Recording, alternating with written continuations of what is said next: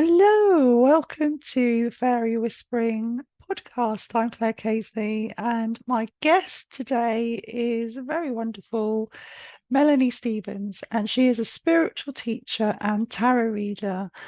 And she's got several things that we're going to talk about today. She's got a really interesting story about how she became a spiritual teacher and some of the things that she does, which are amazing. So I'm Melanie. Would you like to introduce yourself? Yeah, sure. Thank Okay. you. And thank you for having me Yeah. on today. My name's Melanie. I'm in Bobby Tracy in Devon and working as a spiritual teacher, like Claire was saying, and also a tarot reader. And my business, although I'm based in Devon, I work remotely. So I've got clients in America, I've had clients in Australia as well as in the UK. So I predominantly work in this way remotely, doing courses and teaching. I teach Reiki, I teach shadow work, I teach people how to work with crystals, and I'm just about to write my next course, which is on intuitive card reading with tarot and oracle cards. And I'm also a qualified tarot reader as well. Fantastic. Wow, so much to offer. And what's your website? So my website is my name, so it's www.melanie-stevens.com, and Stevens has a V. Okay, thank you. I will put those details in the notes for the show as well, and comments for the description. So, shall we start with your journey to become a spiritual teacher? And a little bit about what you see as a spiritual teacher being, and how you got there. How did this all start? It's interesting, and I was only saying this to somebody the other day, that really everything in my life has kind of got me to where I'm at now. And I feel like this is the case with many of us. That, I might have had jobs that don't relate to spiritual teaching. I might have lived a normal life, if you want to call it normal, but everything I've done and I've learned has got me on the path I'm on now, one step at a time. And I would say the catalyst was when I was 28 and I did suffer an emotional breakdown. I just couldn't get out of bed. I left my job. I couldn't face life. I'd been plagued with anxiety, panic attacks, and depression since I was about 14. And it just got too much. I couldn't cope. And I was in a job that wasn't right for me, and I'd moved from a job that also wasn't right for me into another one. My career is really important to me, so I was worried that I was ruining my CV. I was looking like I didn't know what I wanted, but I didn't know what I wanted. And I just felt really fed up with life. I didn't feel like I'd achieved what I wanted to achieve. There was no satisfaction there. And it really, really got me down. So I then went to a life coach, a spiritual life coach, who was recommended to me by a lady in the job I went to that wasn't right for me. So actually it was, because I realized now that if I hadn't gone to that job, I wouldn't have met her, I wouldn't have met the spiritual life coach, etc., etc. So everything led to me meeting her at that moment when I needed her the most.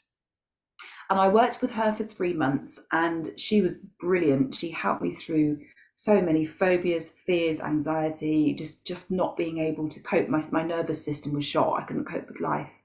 And she taught me some tools that I didn't realize at the time were spiritually based, because I didn't know really what I was going to get. She didn't actually market herself as a spiritual life coach. She marketed herself as a life coach, but she taught me EFT tapping, which is working. It's an energy. It's energy healing, because you're working with the meridians, with the Yes. energy points in the body. So she taught me EFT tapping. She taught me the Sedona method, which is a method to manage your emotions that was created by a chap called Lester Levinson, who had a spiritual awakening, and that's where the Sedona method came from. So all of the modalities she was teaching me, and there was something else. What was it called? EMSR, which is eye movement. Yeah. All of these different methods, but the ones that really stuck with me were the EFT and the Sedona method. Once I was kind of feeling like I could function as a human again in the world and I could go out, She let me know about a job that she'd seen advertised that she thought was perfect for me, working for a charity. And I met a couple of other people that I knew who were related to the charity, and everything fell in place for me. And I found basically at the time what was my dream job, and I was there for 12 years. So that solved that problem. So not only did she help me by teaching me all these things, she actually found me the perfect job, which gave me so much joy, and I learned so much when I went to work for the charity.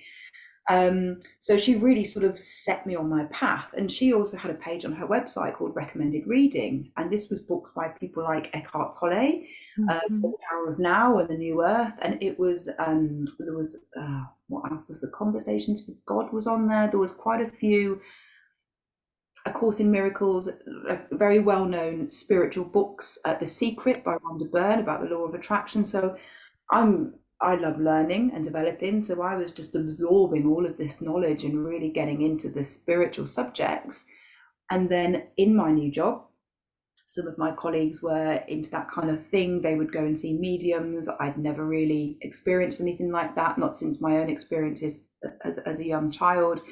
So that opened the door to mediumship and made me question life after death. So it really set me off on this journey. And then that continued, but I carried on just doing my thing with my job, living my life, with an interest in spiritual subjects without anything more than that, until 2019, when I felt a nudge from somebody unseen to go and have some Reiki. And then I felt another nudge to start learning it very quickly afterwards. And I'd only actually had 2 Reiki sessions before I started learning it. So it's not like I was having Reiki for years and years. I just felt like I wanted to learn it. Didn't think about it becoming a new career, just went for it. And I was about to set my Reiki practice up. And a month after that, COVID happened, lockdown happened. So that scuppered all my plans. So I thought, well, I might as well do the Reiki master course. That I was going to just get some experience first before I went and did the higher level studying. But I thought, well, now I can't do it. I might as well do that. So I carried on that journey, and then finally set my business up in May 2021. So it's 2 years old now.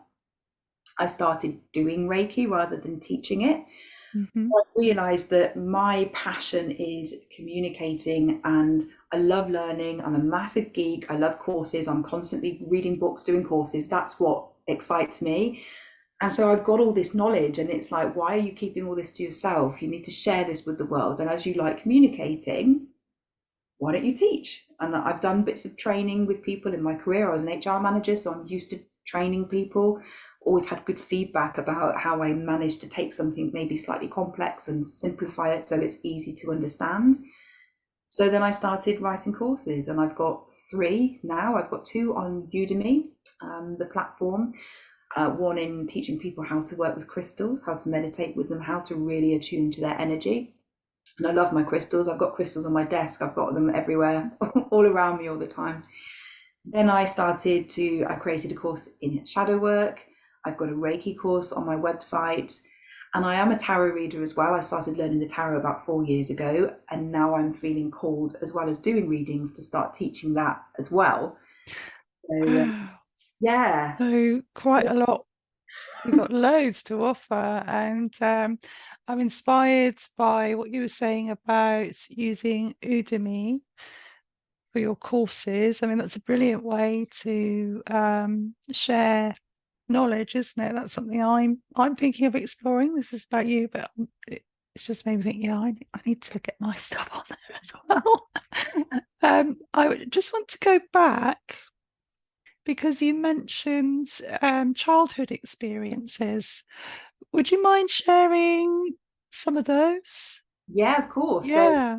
So, like many people that are sort of spiritually aware, I had experiences as a child, and they frightened the life out of me, and I shut them off. And I think a few people have had something similar. So I was an extremely sensitive child, and this is where my anxieties, I think, came from, because I just struggled to cope with the world. And when I was 6 years old, this was the first time I actually saw something. I was in my bedroom at home with mum and dad had gone to bed, and my brother was asleep, and I was being a little bit naughty because I should have gone to bed and gone to sleep, but I was wide awake this night, which is very unusual for me. I don't remember this being a regular thing. My dad had tucked me in and gone to bed, and I just thought, no, I'm not tired. So I sat up, and I'd got these stickers that in the 80s you could get stickers that were filled with air, so they felt quite nice to press. So because I'm quite tactile, I was touching these stickers and pushing them in and making them make noises and stuff. And then all of a sudden, I heard a horse's hooves walking along like a cobbled street. Completely random. I wasn't into horses as a child, never ridden one until I was like in my 20s. So I turned round, and in my bedroom wall, like a window appeared that wasn't actually there normally. I could see a horse pulling a cart on like an old cobbled street, which wasn't my actual street, wasn't old or cobbled at all. So it was very random. And I'm, 6 years old. I didn't know what to do. I was a bit freaked out by it. So I've got this very loud noise of the horse's hooves in my head, and then a horse appeared in front of me in my bedroom. Oh my gosh. Yeah, a full-sized horse, and I'm 6 and I'm tiny, and it was a brown horse, beautiful horse, Oh.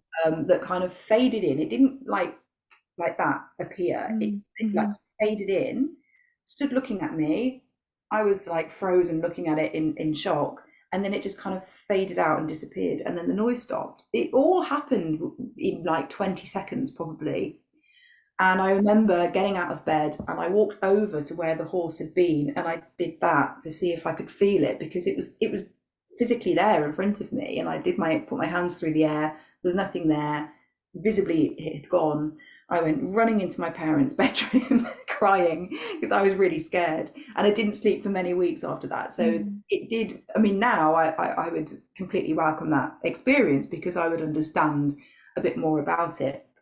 But it did terrify me. So I didn't see anything in front of me after then, until much later. But I think that's because I shut it down, because I just couldn't cope with it. I was too sensitive to be able to handle it.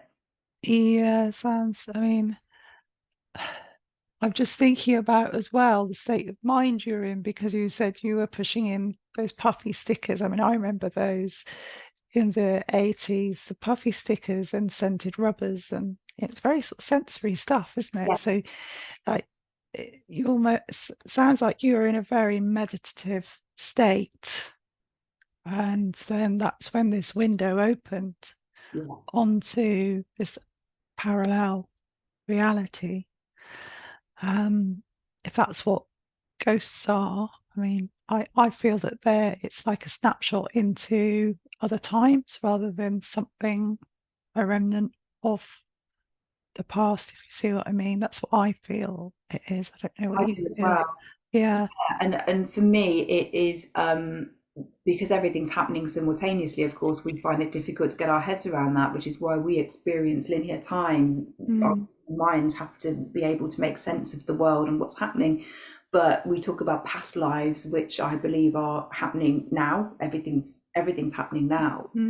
And I believe, because I've seen a few things in meditation since, that the horse was with me in another life. I was peering into that.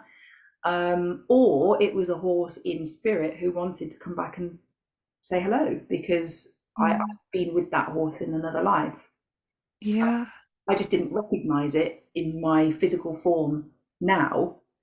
Isn't that amazing? Sorry, have a drink. Yeah, isn't that amazing that the horse recognized you? Like it saw you there. It wasn't like you were just walking past each other, not aware of each other's existence. It acknowledged you. Yeah, it was definitely a visit. He stood there and looked at me. So the horse knew I was there as much as I knew the horse was there.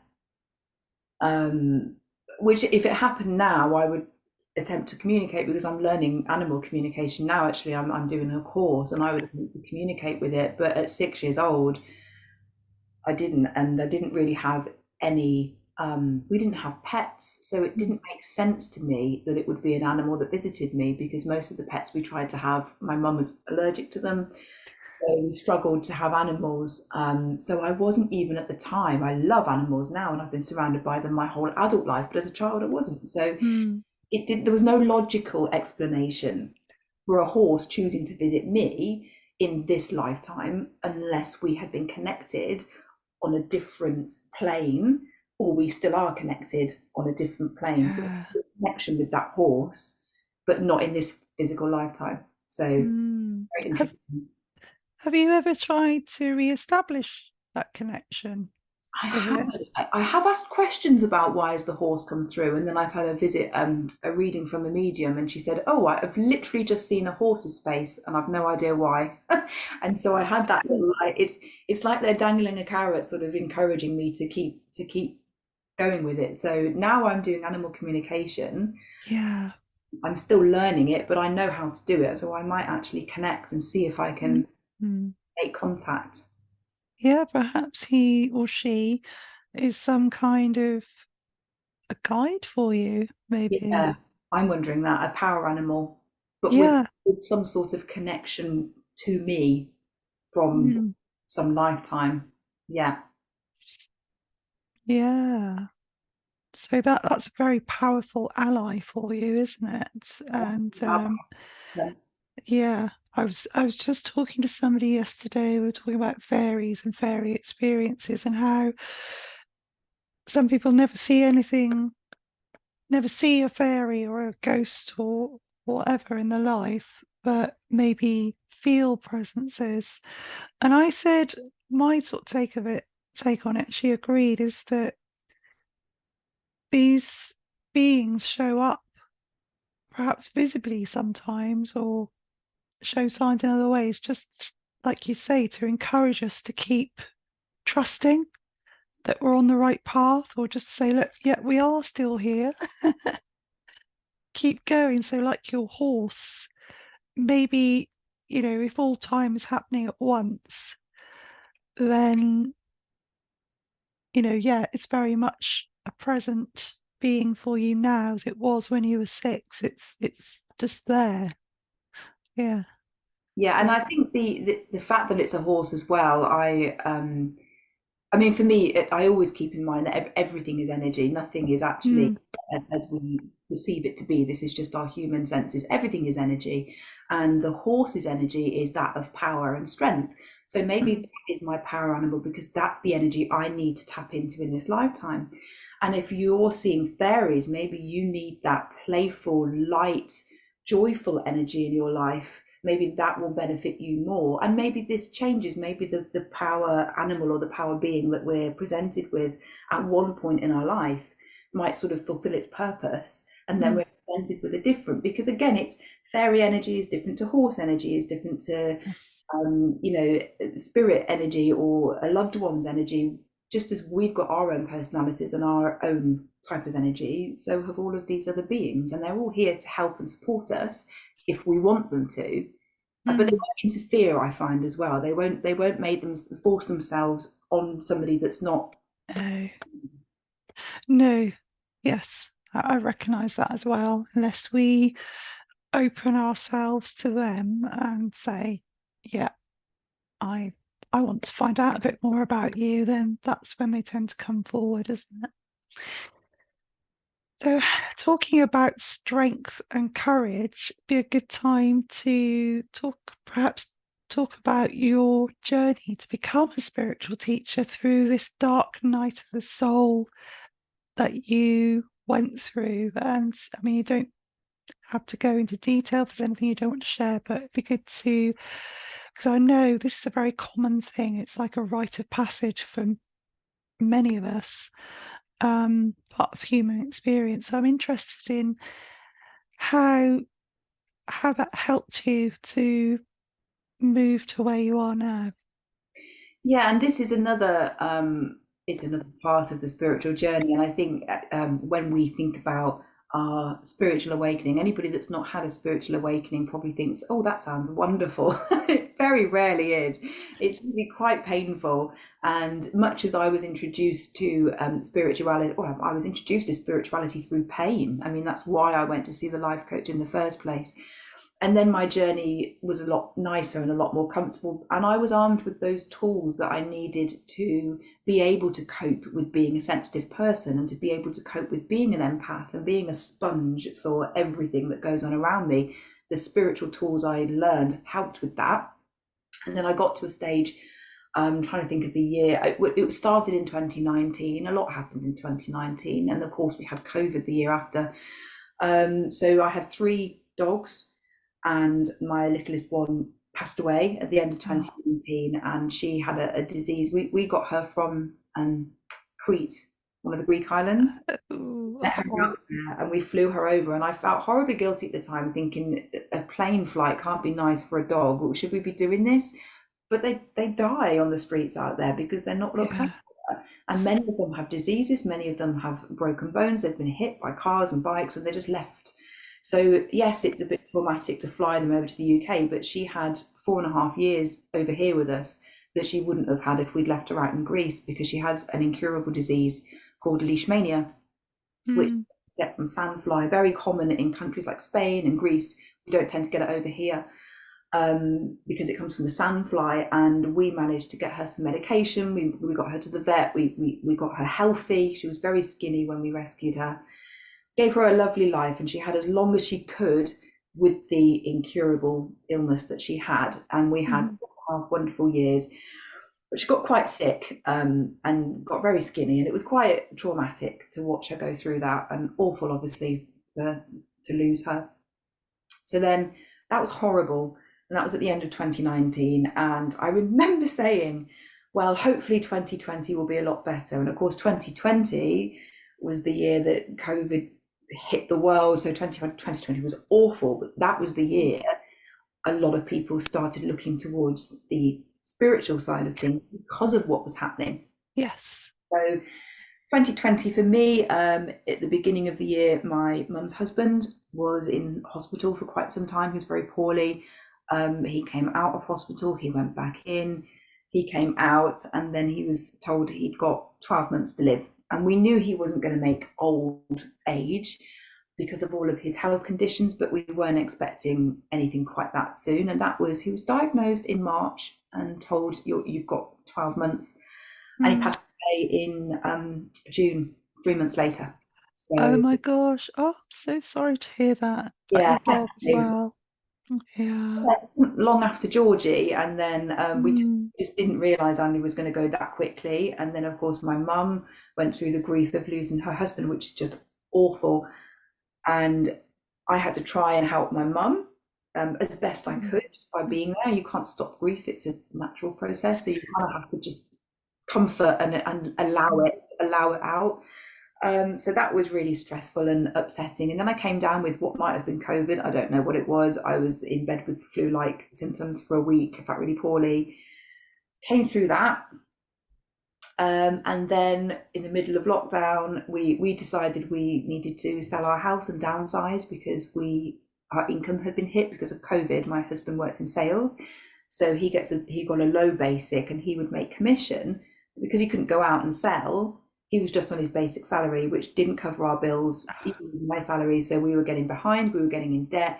We said, well, we're going to have to downsize, we're going to have to sell the house. Trying to sell in lockdown wasn't easy. We had to wait for lockdown to finish so that the estate agent could come and take the photos and quickly put it on before we got locked down again. And we did manage to sell. We had a very stressful house move that took 4.5 months. Again, because of COVID, everything was slowed down. It was really stressful. Moved into our new house, and I thought, okay, hopefully now things will come down, and they didn't. So I had a really awful Christmas. We moved in here, it rained. I remember it raining every day for 2 weeks. Every day it was dark, there was no daylight, there was no sunlight. It was awful. And then my eldest dog, Safi, who'd got dementia and arthritis, and she lost her hearing, her sight was going, she was quite poorly. She passed away then in the April, so that was 4 months after we moved in. Oh gosh. And then 3 months after that, our other dog passed away as well. She oh my She was also older. She Mm, was 13. She'd got mm, arthritis. She couldn't get up and down stairs. She kept falling over. She got a heart murmur. So she was, again, we kind of knew it was going to happen. It just all happened, literally one thing after another, after another, after another. Um, so, so it was just, the dark night of the soul is not a night. It's a mm, period of time in our yeah. lives when everything seems to crumble. And some people face loss. They lose their home. They lose their job. They get made redundant. They go bankrupt. They have physical death around them. They have a terminal illness. It's when we start to question our own mortality and our own purpose because we're plunged into the darkness.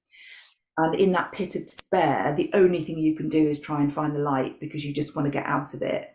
And that's Mm, when you start opening up even more to spirituality and the stuff that helps us to cope with when we're in the dark. Thankfully, I've got quite a lot in my spiritual toolbox that I was able to use, but it doesn't stop grief, it doesn't stop pain. Having the knowledge of the other world and knowing that our loved ones are okay definitely helps, and it comforts us. But the mm, process is exactly the same as it was 10 years ago. It's a physical process, the grieving process. It's accompanied by physical symptoms, and it's part of being human. mm. It just seemed to happen relentlessly for a period of time, which takes its toll. Um, Yeah, I mean, gosh, it's yeah, it's amazing, isn't it? What we can survive as humans just when, and I so know that, I expect so many people can relate. And I've had my own dark nights of the soul over the years because it's not necessarily just the one, is it? And like you no, say, they can last for a few years, maybe yeah. for some people. Some people it could be a few months, could be a few years. Um, so gosh, so where did you go from there? What I mean, how did you move forward from this place of grief and Well, despair? yeah, this is when the Yeah. spiritual toolbox was really important because in Mm, the middle of all of that, I decided to well, it was just before Georgie passed actually. I started to wean off antidepressants because I've been on mm, antidepressants, started learning Reiki, and I thought, you know what, I can't rely on pills. This is not sensible. The doctor was quite happy for me to stay on them forever and actually even told me that you can stay on these forever. I don't want to put chemicals in my body for the rest of my life, and I don't want to rely on numbing medication. It's not a healthy way of dealing with things. All it does is numb you through life. You might as well not be here. So I thought, no, they were helpful for a period of time, and I'm certainly not knocking anybody for taking them. Sometimes you need something because you just can't function, but they're not meant to be something you stay on forever. So I thought, I don't need these anymore. I've got tools to be able to help me. I'm going to start coming off them. So I started coming off the medication very, very slowly, which was awful because weaning off pushed me back into depression, which was quite uncomfortable, which I wasn't expecting because I did it really gradually as well, but it was still quite tough. So, but I thought, I've got Reiki.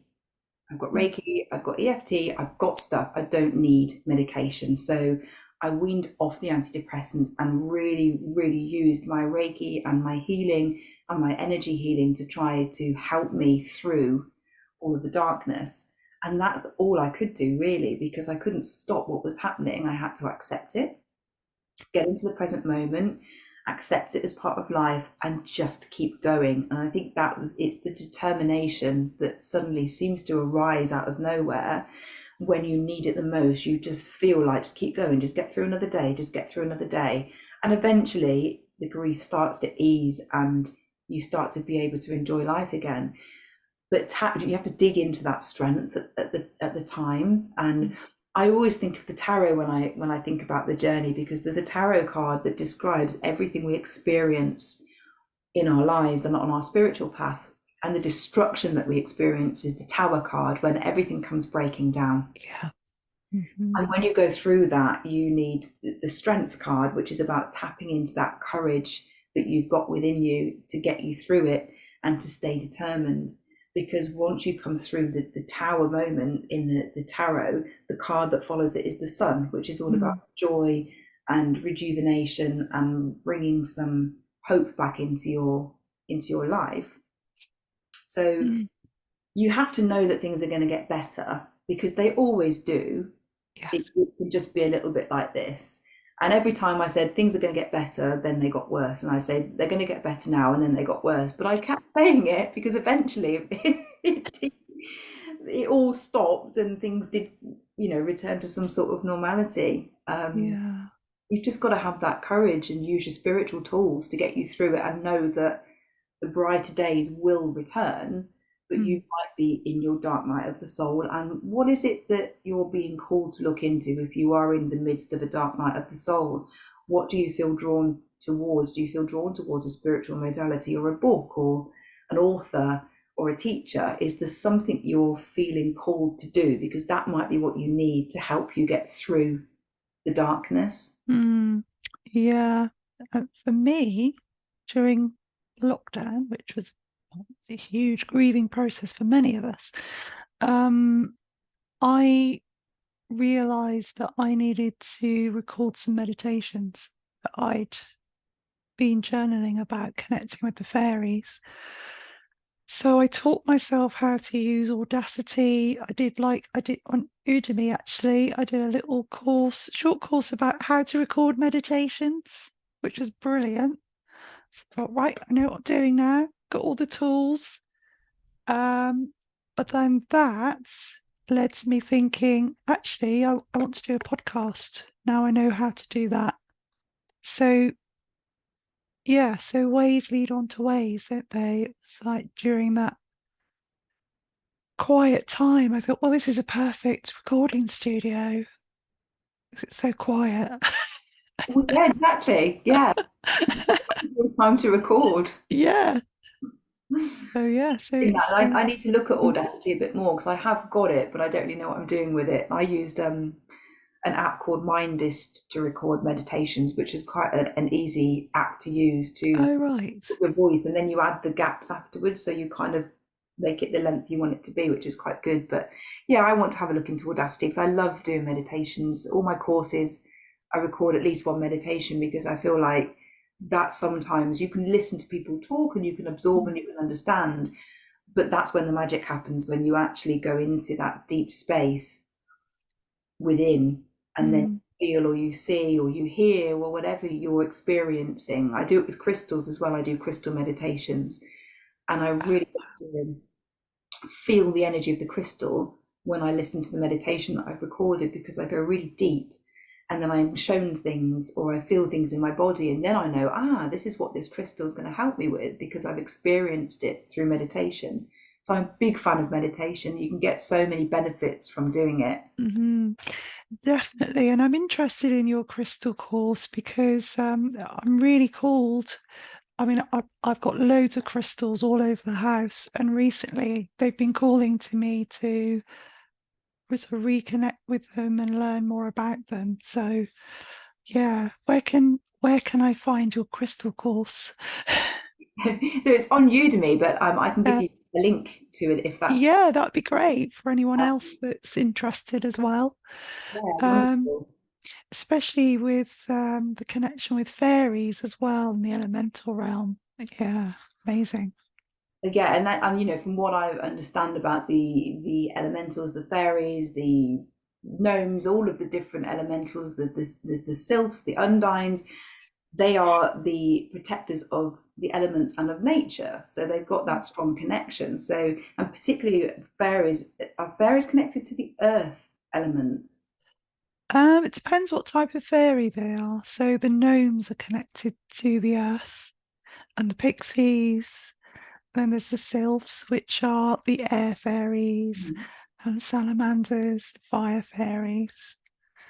Yeah, and there's the water fairies like the mermaids and the undines, the water spirits. Mm. The connection with crystals and the earth fairies would be pretty strong, I would think.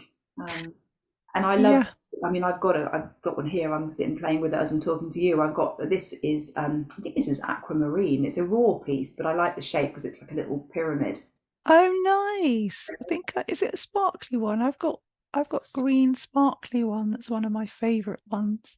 Yeah, this Oh one's no. got no, it's more Oh, I see. It's yeah. matte, and it's just got bits of white in it. I mean, it's I've got some really pretty crystals. This one's gorgeous. This is my focus crystal fluorite. So I have Oh, it on my desk when I'm working, and I just love the colour. is it a pyramid? It Pyramid is shape. kind of, yeah. Lovely. Oh, that's nice. Yeah, pyramid. I'm really drawn to pyramids. Uh, Yeah, but I like raw crystals at the moment because they feel like they've literally just come straight out of the earth and they haven't been sort of polished and tampered with. Um, yeah. and some people believe raw crystals have more power. I don't think they do. I think the strength of the crystal is the same no matter what's happened to it. I Mm, do like the feel of something that feels rough and raw because it feels earthy and it connects to yes. the earth. Yeah. Wow. So, what else would you like to speak about? We were going to talk about signs and synchronicities, I think, as well, unless there's anything else you want to say about crystals. Um, we Um, got time, how much? Yeah, let's yeah, talk I about. think the only other thing I would say with the crystals is it just a tip really, and this is something that if anyone's interested in doing Yeah. the course, then Mm, this is all part of the course as well. But what I started doing is a journal with crystals, and if you've got quite a few different types, this is a really good exercise. Is I've recorded a meditation with the course that takes you deep within to connect with the energy of the crystal, so that you can allow the crystal to show you images in your mind, feelings in your body, or bring words and thoughts into your mind about how that crystal mhm, can help you. And then I write it down. And I've got a book with a page for each of the crystals I've got, and I write down what I experience in that meditation. So then, when I'm looking for a crystal that energizes me, I can flick through my book. And for me, this particular type of crystal made me feel energized when I held it in meditation. A crystal that calmed and soothed me, right? Well, I flicked through and oh, this crystal felt very soothing when I held it. And as much as you can buy books about crystals that tell you what they do, I believe we also have our own personal journey with crystals. Because although crystals' energy is the same, if I hold on to one piece of crystal and then I say you hold it, the crystal has the same energy no matter who's holding it. But your energy is different to my energy. So we will have our own unique journey with that particular crystal.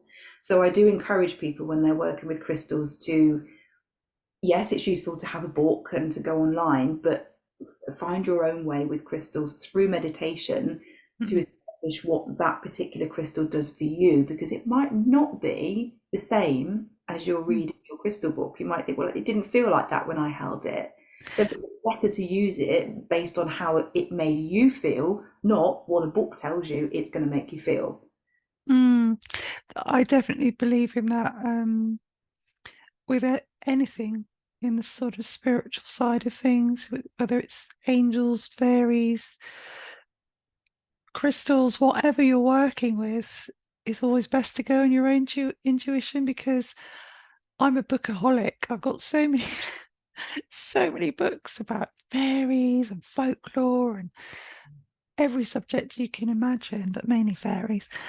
And I read through and I think, well, this is really interesting. I've learned a lot from that, but yeah, I need to trust my own experience of this. Like you're saying, it's about it's good to pick up the basic facts about things, isn't it? Where crystals come from, etc. But like you're saying, we have our own journey with these different beings.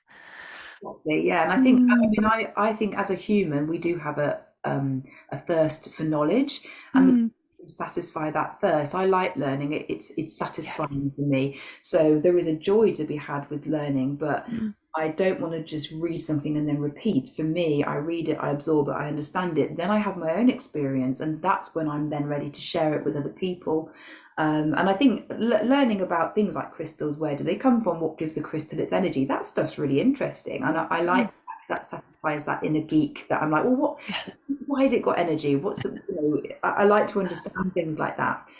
But once I've got the basics, then I'm ready to have my own experience and my own journey with them. Same with fairy energy. You can read about it, but once you've understood this is what people mean when they use this word, and this is what the fairies' purpose is and what they do, and this is the type of energy. You need to experience that energy for yourself for Mm. really for it to really sort of sink in, because you've not only read about it, you've felt it, you've seen, Yes. you've experienced it in your own unique way, and then it's more impactful. And then when you talk to other people about it, you've had that lived experience. It's not just something you've read in a book. It's deeper than that. Yeah, exactly. And it is that connection as well, isn't it? So pull things out of the ether sometimes when I expect you do this when you're teaching um stuff that you haven't read about. It's just coming from the ether to you. Yeah. And you're like, whoa, where did that come from? Yeah. And you open that can and you say something and think, oh, Yeah. that's not me. That's not come from me. Fabulous. Did you want to say anything about signs and synchronicities? I love signs and Yeah. synchronicities. I get so excited. And I seem to be hearing from a lot of people who aren't normally open to spirituality that they are seeing repeated numbers, and the stuff that Mm. I take for granted, I see it all the time. Me and my husband, we always have a bit of a laugh with each other because we're constantly seeing numbers on petrol gauges and clocks and signs and on the telly, and we see it all over the place. But even like my mum's not massively into spirituality, she's quite open to it. But she said, "Oh, I keep seeing all the ones at the moment. I keep seeing lots of numbers, and I don't know why." And then I've got friends messaging me saying the same thing, and it's so exciting because we're catching these little glimpses of these synchronicities that remind us that all is not just the physical. It's not just what we see. It's what's going on behind the scenes. And that for me is what these repeated numbers are. These are just little messages from your guides, little messages from the universe that reminds me that we are working with the universe to create this life. And that's Yes. what all these messages are here to remind us. And, I'll go for a walk and I'll be in my own head thinking about something. And I'll have set an intention for spirit to show me a sign. And then suddenly, literally right in front of my face, a robin will fly past me, flapping to try and catch my attention. The other day, one came into the shop I was in with my mum. It literally flew Mm. into the shop and stood right in front of us. And everybody stopped and looked at this robin as if to say, where does this come from? Amazing. And I love things like that. It just gets me out of my head and reminds me, like, okay, this isn't just me creating this life. I'm working with unseen beings all the time, and they're showing me that they're around me with these numbers and signs. And I see things in the clouds, I see things in the rocks, I see faces in everything, everywhere, all around, Mm. all the time. Oh, yeah, we were talking about that, weren't we? First time we had a chat Yeah. about, because that's something that I see loads of when I'm out in nature. I see faces in trees, in rocks, symbols, and I photograph them and then I mirror them. And then it creates even more these amazing patterns Oh, and even wow. more symbols and faces come out of it. So yeah, when I'm in nature, I might see like half a face, like half an eye, like an eye and part of a nose, and then I photograph it, mirror it, and then it creates this whole face, but then all these other symbols as well. It's incredible. It's really fun. Yeah, it is fun. I love it. And every time I take a photo where there's some clouds, I zoom in and have a look afterwards because I always see something in the clouds. And if I'm in the Mm. garden, yeah, Yeah. all the time. But I keep seeing the number 3 in the clouds. I saw it again. I took a photo and said to my husband, "Look, there's that 3 again." And I've seen it, a really crystal clear number 3 in the Yeah. clouds a while ago. Oh gosh. And for me, number 3, again, because I'm a tarot reader, I link it to tarot. Mm. It's all about harmony and celebrations and spending time with people and having fun. It represents for me the inner child. So when I see that 3 and I'm out in nature, it's saying have some fun, enjoy it. This is your playground. You need to stop working and go and do something fun. So that's that nice Yeah. nudge for me when I see the 3s. That for me, that's what that means. I see 1111 a lot. Yeah. Especially me and my best friend from school. She lives in Birmingham, but we WhatsApp each other, and the amount of times we've sent a message at the same time, exactly 11:11. My friend did that to me literally 2 nights ago. She messaged me at Uh, 11 p.m. yeah. Said, "Have you seen the time you've sent that?" And that happens a lot because I don't look at. I just message people. I don't even have a watch, so I'm really Mm, not aware of the time unless I'm looking for it because I have to look for it because I've got something coming up. mm, I'll message in Messenger or WhatsApp and they'll reply, "Have a look at what time you sent that." And I get that a lot because they see the double figures and yeah. I just hit send and then they say, "Just check that message you've just it's all the time. It's really funny. Yeah, amazing. So there are all these little signs around us to show us that we're not alone. Um, and that's something else that we can draw on in these difficult times, isn't it? But I think we need to remind ourselves to do that because we'll have little reminders, but it's really easy to forget all of these things when we're in a difficult place, isn't it? Yeah, and I think that when we're in a difficult place, we're more in our heads. Um, Mm, yeah, it's even harder to notice them when you're in a dark place. But they're there to help. I yeah. and when I ask for them, I see even more. In fact, I played a little game with my husband recently, and I said, he said, "Oh, I keep seeing fours at the moment." I said, "Well, come on, let's play a game with the universe. We want to see fours. Show us fours." And honestly, when we finished the day, my husband had gone out to work and I was here, but the amount of things we kept taking screenshots and photos of things where four just kept popping up, even the cricket score or something, I don't know. Don was just saying what they're everywhere because we've asked for them, and it's like the universe is saying, "Here you go, let's have some fun with this." It's brilliant. That's so fun to do that. Oh, that's so cool. I love that. I'm going to try that with Yeah, try my it. teenagers. Yeah. My daughter's probably more open to that kind of thing. My son, when he's a bit more relaxed, he'll say okay, and he'll get back into his playful. Yeah, get them to Yeah, try it. Get them to ask the universe. Show me some double figures or triple figures, or yeah. show me the ones. I want to see the ones today, or the twos, and just see how that shows up. I love things like that. Just getting playful Mm, with it, just having some fun with it. Not because you're demanding to be shown things, but just set the intention and then forget it. Set and forget, and then it pops up and it reminds you that you did it, and it's more fun that way because you're not looking for it. mm, It's allowing the universe to send you what it wants to send you. yeah. And also, I mean, that might help them actually at the moment because they're both doing their GCSEs. And I'm being the mama bear, trying to keep them all calm and chilled as best as I can. So I keep saying, "Don't worry, it's going to be fine, it's going to be fine." But I'll say, "Just look for the signs today. What can you spot today?" Yeah, because they'll probably perform better if they can relax. It's a lot of pressure on very young It people when they is. do GCSEs. It is. The teachers do pile the pressure on, but if they can relax into it and have a bit of fun with it, it Mm, makes it less daunting and actually probably you probably get better results than being terrified. Like I was when I did mine. I was just terrified of messing mm. up my entire life by not getting good results, which of course it's not that huge a deal, really. I think that the pressure's far too intense for teenage. Mm. Oh, it is. It is. Especially for especially Yeah, sensitive yeah. They don't need teenagers. any pressure point. Like we put enough No. pressure on ourselves, thank you, teachers. We don't Yeah. need any more from you. Do you want to, before we come to the end of our chat, but do you just want to share about your shadow work? 'Cause that's something wanted to cover because it's something that you do a course on.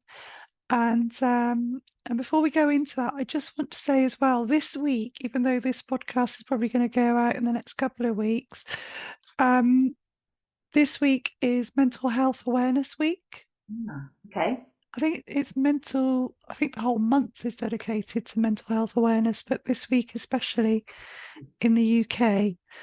Um, so I'll put in the show notes for this. There's an organization or a website I found out about recently that lists all of the organizations in globally that people can, wherever they are in the world, that people can turn to if they need support. It's a really good one. Yeah. I don't have it in front of me at the moment, but I'll put it in the notes for this show. Just wanted to mention that as we're talking about those kinds of issues to do with mental health and well-being. So do you want to, I'd love to hear about your shadow work Yeah. and how that helps people. Yeah, sure. And I think shadow work is a well-known phrase, and it was Carl Jung, who is the Swiss psychoanalyst and psychiatrist, who first used the word shadow work and the shadow self when he talked about what our shadow self is. And probably the easiest way to describe it is the shadow self is formed by us repressing and denying certain parts of ourselves. And you might think, oh, why would we do that? But we do it naturally as we grow up. And this isn't pointing the finger of blame at anybody's parents or my parents or their parents. This is just how we have become a society where, as a child, perhaps you were, for an example, quite loud. If you were a loud child, and maybe your parents thought, oh no, people are going to get irritated by that because you're really loud. So they told you, don't be loud. Nobody will like you if you're loud. You need to be quiet. So that naturally flamboyant, loud, comfortable, confident part of that child is rejected and shunned by the parent, Mm-hmm. pushed down into the shadow and denied. And the child learns to associate with a quieter, more calm version of themselves because that gets them love and that gets them appreciation, because they realize, if I behave in a really loud way, mum shouts at me and people frown at me and they don't look very happy. So they choose to push that part of themselves down. And then at school, if you are a bit silly and you're, like the class clown, if you're that kid that makes people laugh and, has a bit of fun, very often, certainly the school I went to was very strict, and you were told not to be, don't be silly, you need to behave yourself, and you're sort of, that you shun that part of you that wants to make everyone laugh and be a bit daft and a bit silly because you're shamed by the teachers. So again, that part gets buried and suppressed. Maybe if you're a boy, some boys, especially at my generation, were brought up not to allow to show emotion, and if they got upset and they cried, they would be told, oh no, you've got to be brave, you're a boy, you'll be a brave little soldier, and big boys don't cry, and all that nonsense, damaging nonsense that boys used to get taught. I hope they don't still, but they certainly used to, which is now why we have poor mental health in adult men, because they weren't allowed to be sensitive. So the sensitive, caring, compassionate, feeling part of a little boy that wants to show his feelings gets repressed and pushed down and denied. So that goes into the shadow. So we've all got a shadow self because of upbringing, schooling, society, culture, jobs, anywhere where other people put expectations on us to behave in a way that they think we should behave.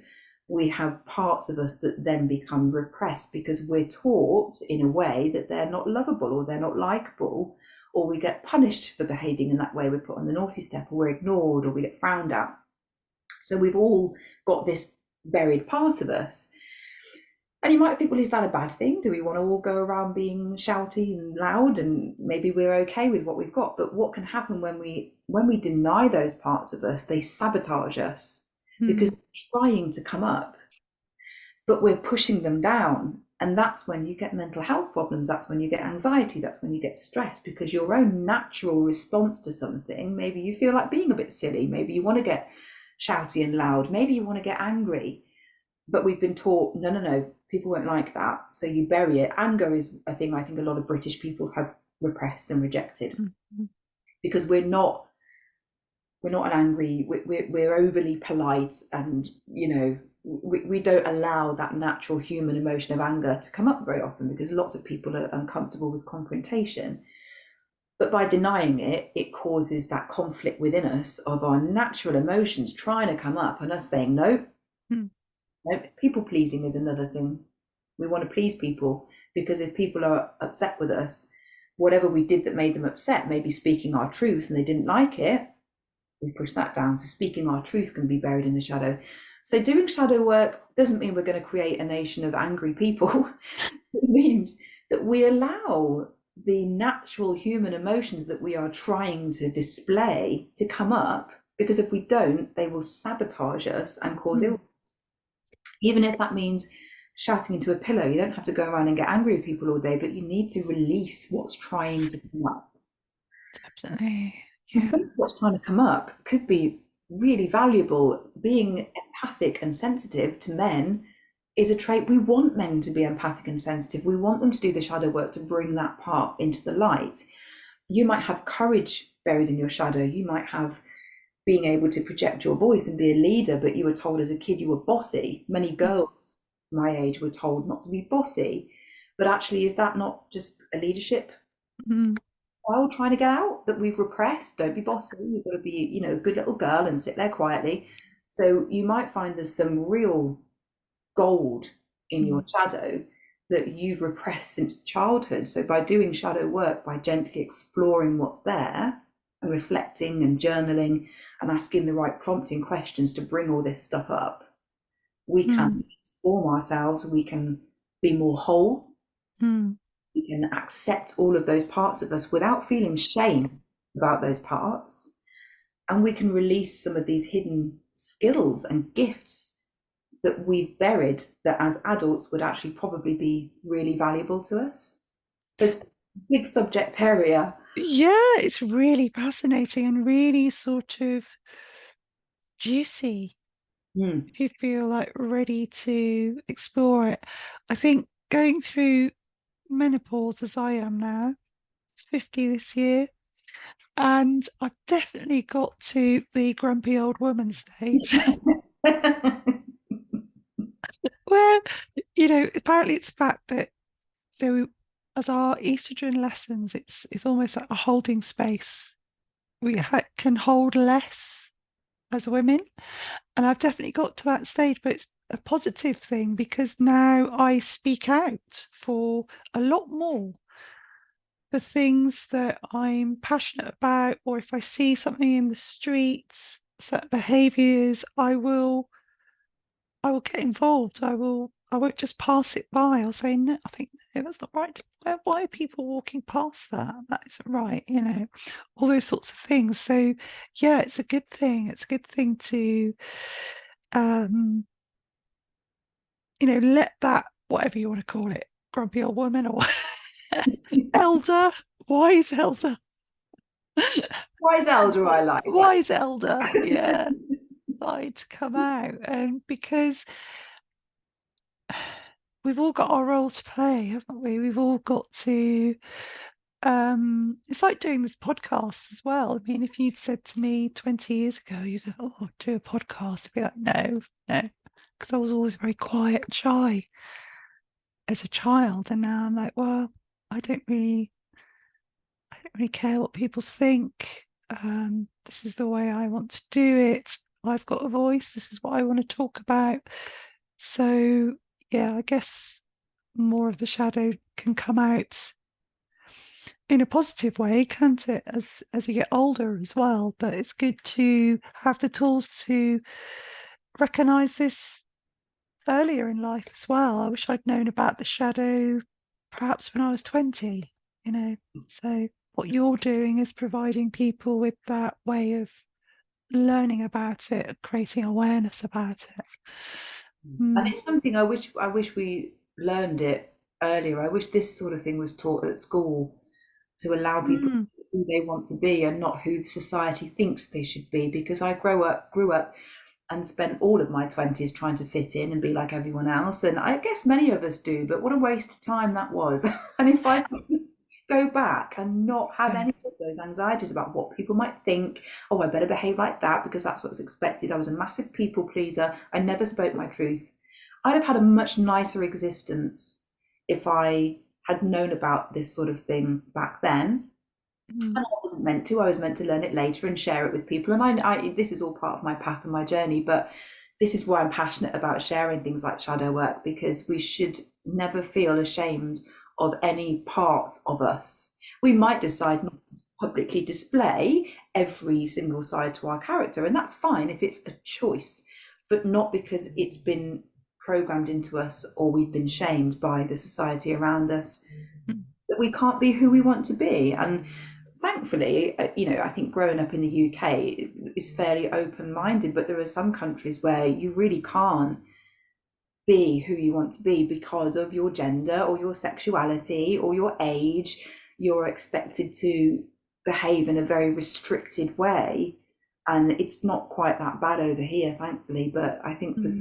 in some countries, that's really prevalent, that people are just not allowed to be themselves. And that's really sad. Yes, we are very blessed in this country to have the freedoms that we do have. Self expression, like you say, and heartfelt prayers to all those people that might be struggling out there at the moment in other countries Yeah, I think because of yeah. until I started doing this work, I kind of took it for granted a bit, and then I thought, God, if I'd been born somewhere else, I might be treated very differently because of my Mm. gender. Mm. And I think that's not to say that it's perfect where we live. It's not, but it's better than in other places, and we need to keep working on that. Mm. Allow people to express who they are and who they want to be. It's definitely better now than it was 40 years ago. So we get in there. We just need to. Yeah, we're getting there. I mean, yeah, we won't get into too much detail with that, but it's a lot better than it was, but there's Yeah, still room for change. yeah, exactly. Yeah, fabulous. Thank you, Melanie. Is there anything else you want to share before we end our chat? I don't think so, really. No, I mean, Mm. I'll give you the link to. I'll give you the links to the crystals work course and the shadow work course. For anyone to take a look. Oh yes, there is actually my website. So Okay. if Yeah. anyone wants to have a little nosy around the website, I do have in the menu. There's a page called freebies. So there's a few free downloads and stuff in there. Mm. If anybody enjoys the sorts of things that I share in the freebies, if you'll get a pop-up when you go on my website saying, would you like to subscribe? It's 100% free, and I'm intending, hopefully I can continue to keep it completely free. Signing up to the website gives you access to two hidden tabs. One of them says members only and one of them says workshops. And it's a load more free resources, exercises. There's some mini workshops teaching things like dowsing with a pendulum to get answers, connecting to spirit guides. I'm just about to put one live this afternoon on doing intuitive card reading, just a beginner's workshop, just Nice. intuition development, all the things that I'm passionate about. I like to be able to do as much as I can for free. So my website is a hive of activity for lots of stuff, but if you sign up, you get even more. And then I send out a newsletter. So signing up means you'll get my newsletter, but I'm not one of those people that spam people's inboxes. I've unsubscribed from places before when I've had every day something in my inbox. My inbox is crazy anyway. I don't need it being even more crazy. So I don't bombard people. It's just if I put a blog live or my monthly newsletter that they will get by email. Mhm. Thank you. I'll certainly be having an explore later. Thank you, Melanie, for your time and sharing what you've shared today. It's been really enlightening and really enjoyed talking to you as well. And you're only just down the road from me, so it'd be nice to meet you in person sometimes. Yeah, that would be Sometime. lovely. Yeah, yeah. Cafes here, so you'll have to come up or I'll come to you. Yeah, well, there's the 360 cafe, isn't there, which I like to cycle to. Oh, So, brilliant. Yeah, that's just down yeah, the road, so we could meet there. That would be really nice. And thank you so much for inviting me on today. It's been really lovely chatting to you. lovely chatting to you as well. And I'll put your details in the notes of the show. Take care and see you again. Yeah, you too. Thanks, Claire. Okay, Take bye. care. Bye.